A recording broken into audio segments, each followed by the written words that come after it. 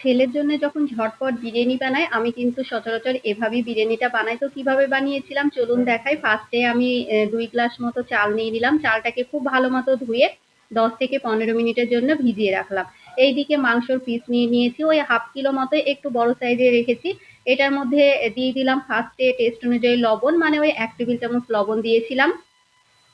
আর বিরিয়ানির মসলা দিয়ে দিলাম ১ টেবিল চামচ, ধনিয়া গুঁড়া ১ টেবিল চামচ, জিরের গুঁড়ো ১ টেবিল চামচ, আর লঙ্কার গুঁড়ো দিয়েছিলাম 1/2 টেবিল চামচ। ঝালটা আপনাদের পছন্দ মতো দেবেন, আমি 1/2 টেবিল চামচ রেখেছি। আদা রসুন বাটা দিয়েছিলাম মানে 1 টেবিল চামচ করে, মানে আদা বাটা 1 টেবিল চামচ, রসুন বাটা 1 টেবিল চামচ। দিয়ে দেবো এখানে কেওড়া জল 1 টেবিল চামচ, গোলাপ জল 1 টেবিল চামচ। আমি মাংস ম্যারিনেশনের সময় কিন্তু এগুলো দিই, ফ্লেভারটা খুব সুন্দর আসে আর খেতেও ভালো লাগে। পেঁয়াজ বেরেস্তা দিয়েছিলাম কিছুটা পরিমাণে, আর টক দই দিয়ে দেবো 2 থেকে 3 টেবিল চামচ, মানে ওই 3 টেবিল চামচ পরিমাণ জল ঝরানো টক দই দিয়েছিলাম। আর পরিমাণ মতো দিয়ে দেবো সাদা তেল। সর্ষের তেল না দিয়ে সাদা তেল দিয়ে বিরিয়ানির মাংসটা সবসময় ম্যারিনেশন করবেন, তাহলে কিন্তু খেতে খুব ভালো হয় আর রান্নাটাও খুব সুন্দর হয়। সমস্ত কিছুকে খুব ভালো মতো মিশিয়ে নিয়ে এটাকে কিন্তু চাইলে 1 থেকে 2 ঘন্টা রেস্টে রাখা যায়। তবে আমার হাতে যেহেতু সময় ছিল না, আমি ওই 40 মিনিট মতো রেস্টে রেখেছিলাম। এটা এইদিকে রেস্টে থাক, আমি বাদবাকি প্রিপারেশন গুলো করে নিই। এখানে লবণ হলুদ দিয়ে আমি আলুটাও ভাজতে বসিয়ে দিয়েছি। এইদিকে ভাতটা সেদ্ধ করে নেওয়ার জন্য পানি বসিয়ে দিয়েছি। পানির মধ্যে দিয়েছি শাহি জিরে, তেজপাতা, লবঙ্গ, এলাচ, দারুচিনি, লবণ দিয়ে পানিটাকে খুব ভালো মতো ফুটিয়ে নেব।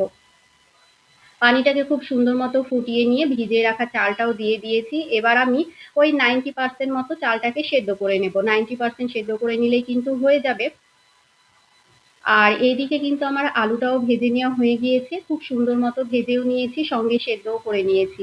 এবার আলুটা তুলে নিয়ে ওই কড়াইয়ে আমি মাংসটা বসিয়ে দেব।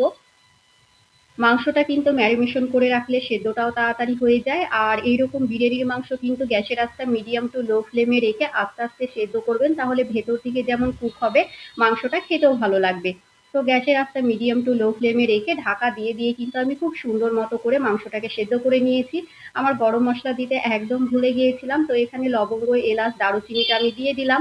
দিয়ে খুব সুন্দর মতো করে কিন্তু কষিয়ে নেব।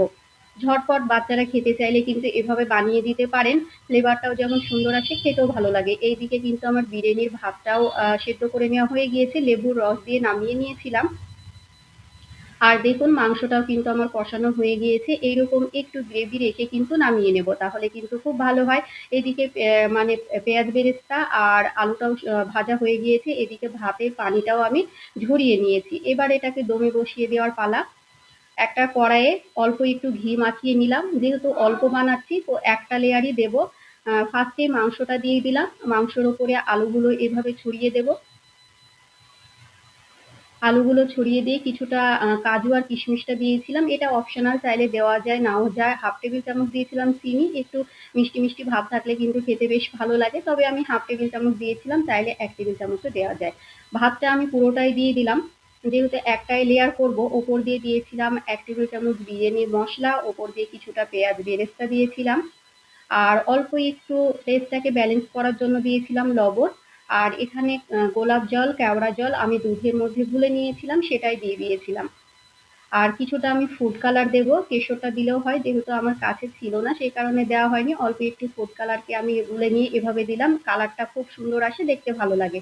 মিঠা আতর দিয়েছিলাম কয়েক ফোঁটা মতো। এবার ওপর দিয়ে দিয়ে দেব ঘি। ঘিয়ের পরিমাণটা আপনাদের পছন্দ মতো দেবেন, আমি 1 থেকে 2 টেবিল চামচ দিয়েছিলাম। এবার আমি বসে দেব দমে।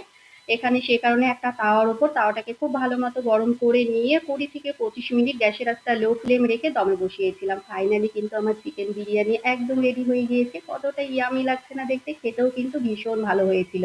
যেমন ঝুরঝুরে হয়েছিল, মাংসটাও খুব ভালো মতো সেদ্ধ হয়েছিল, আর ভাতটা কিন্তু ভীষণ মানে ঝুরঝুরে হয়েছিল, একটার সঙ্গে একটা লেগেছিল না। তো বিরিয়ানির সিম্পল রেসিপিটা কেমন লাগলো অবশ্যই কমেন্ট করে জানাবেন। আর বাড়িতে কিন্তু এভাবে আপনারা বানিয়ে দিতে পারেন, বানানো যেমন তাড়াতাড়ি হয়ে যায়, খেতেও কিন্তু খুবই টেস্টি হয়।